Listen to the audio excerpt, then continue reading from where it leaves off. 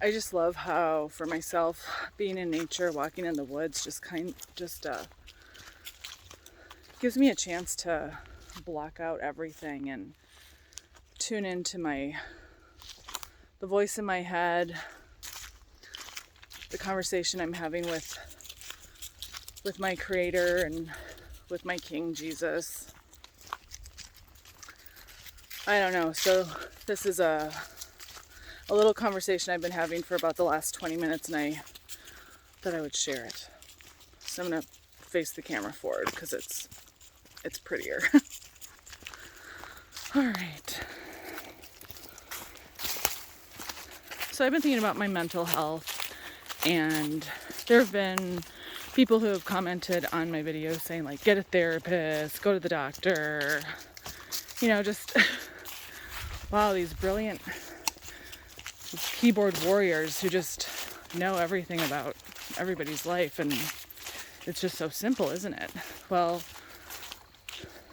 for those of you who may be thinking, like, this girl needs a doctor, she needs a therapist, I have both of them. I use both of them. I'm in contact with multiple professionals who are aware of my issues. It makes me, honestly, not that I'm comparing myself to him, but I think it's an interesting thing going on right now with Kanye, who now goes by Ye West, and how everybody just likes to label him crazy so they don't have to listen to him. Because guess what? Some of the stuff he's saying is pretty spot on.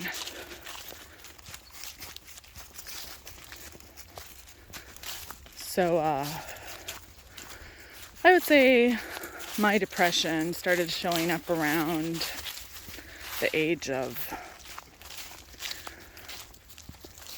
10, 11, 12. I've been picked on a lot at school.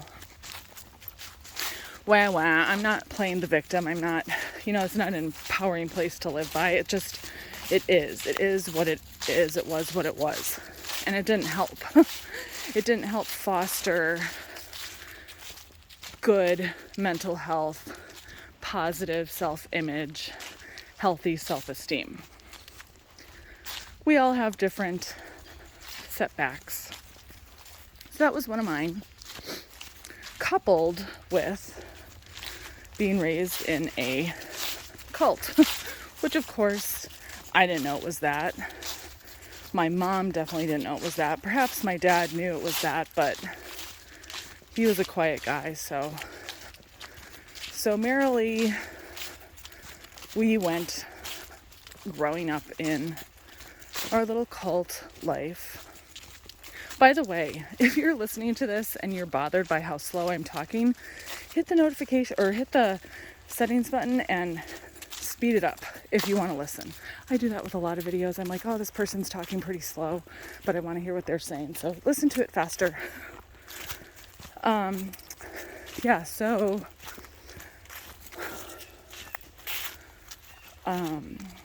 where was I going with this? Mental health and how I've had some issues pop up, symptoms pop up, especially in the last 2 years since COVID, since COVID. And a lot of my traumas, especially from cult life, got triggered. And instead of just sitting with that discomfort and processing it with, say, a therapist or some other mental health professional, I did what I normally do when I see things that don't jive with reality. I do this spin, because my dog goes behind me. He's not very good at heel. Morty.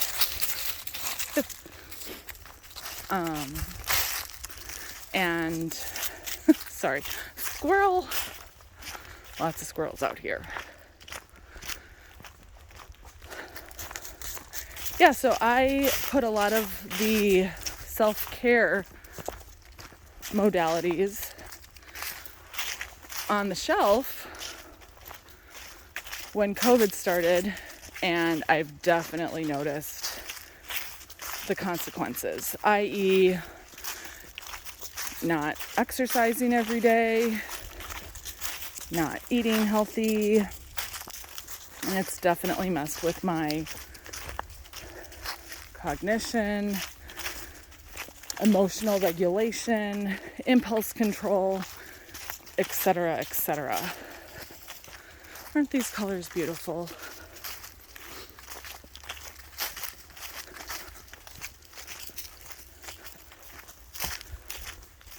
Where was I? Oh yeah, the whole conversation I've been having in the woods just now. When I first left Jehovah's Witnesses, I really, because maybe you've watched a lot of my journey and you're like, whoa, she really hasn't made a lot of progress. I don't see a lot of growth in this person. She claims to be saved and a believer and Christian. Like, why isn't her life more together? I ask myself that question. And then I think this is where the programming that's so nefarious and insidious and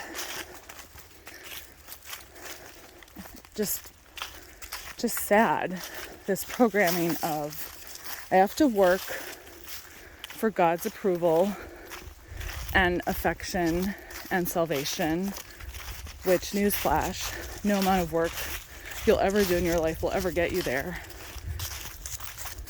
But guess what? It was already paid for. Like, that is the good news. That is the gospel.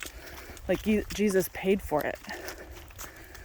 But I think people, especially people who were pickled and marinated and raised in these cults, who think that they do,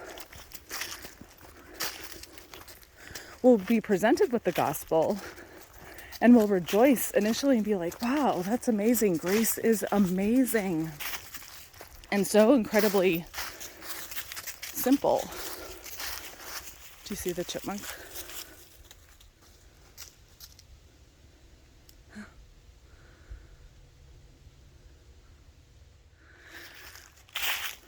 But it's so easy to fall back into that old programming of I'm not worthy, this self-deprecating self-talk behavior, because it was a habit. And these cults know that if they can get people to go into this low frequency behavior, whatever you want to call it, it paralyzes people and ultimately enslaves back to the slavery. And this is why I consider myself the daily prodigal daughter, constantly wandering and getting distracted by squirrels, but God's always there, assuring me of his love through Christ and in Christ. And thinking about Jesus, I listened to a video this morning by, I forget the name of the channel. I know the brother who does it, his name is Frank. I want to say it's called Talking Grace or Finding Grace, something Grace. I'll link it below. But he was talking about the historicity of Jesus and how, like, that is ground level stuff. And sometimes I do find myself doubting, like, is this grand story really reality? It's amazing, but is it too simple? Is it too good to be true? How can I really believe this? So that was a good video for me to listen to this morning, because I do believe. Why do I keep backtracking and backsliding?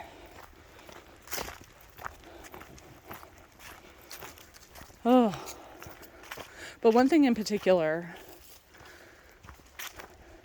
just really think about this, because let's all go on by faith, let's all believe. Look at, he loves getting sticks and carrying around his stick. Morty.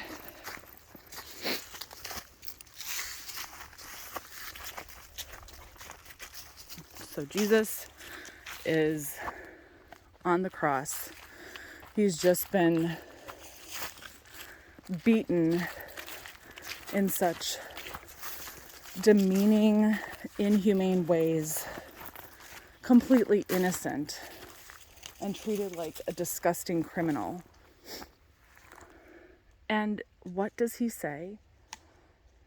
He says, "Father, forgive them, for they know not what they're doing." And that's one of the things I've really been struggling with when it comes to my feelings towards Jehovah's Witnesses, specifically the ones who live here locally, the ones who regularly shun me, the ones who won't even look at me when I just simply say hello when I'm at the farmer's market, because that's mostly where I see them, the farmer's market. And I'll be honest, like, it gets under my skin. It's like, oh, these people are out here like a stain on this beautiful farmer's market where you can get beautiful flowers and fruits and vegetables, and they're here soliciting with their literature, their poison. I mean, you can even hear the judgment in my voice right now. Like, I'm bothered. And so how can I be more like Christ, who said that, who said it and meant it? He didn't just say it. Father, forgive them, for they know not what they're doing.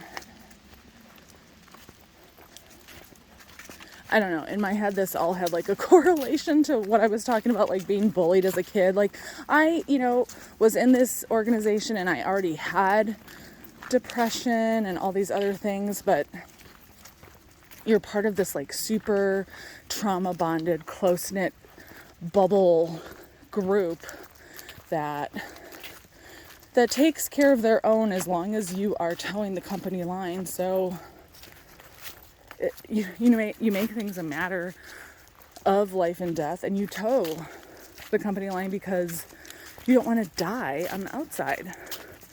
So now I'm about 3-4 years on the outside. I guess we would call it post-COVID, all of that racket. And I'm picking myself, I'm not picking myself up. I'm letting God pick me up yet again. Wow, look at these trees. If any of this made any sense to you, look at that. Then thanks for watching. God is so good.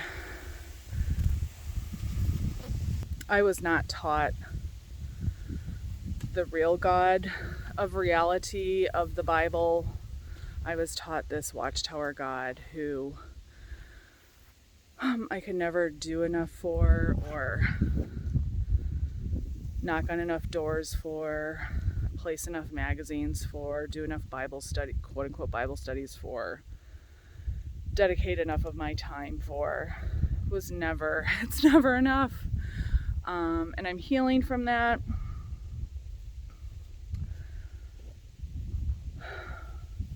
I'd hoped I'd be further along by now, but I'm learning that when God prunes a person, I'm not to compare my pruning job to the tree next to me.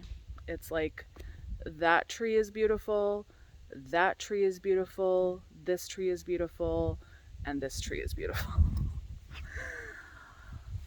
I laugh because I don't completely believe it like at my heart level, but I'm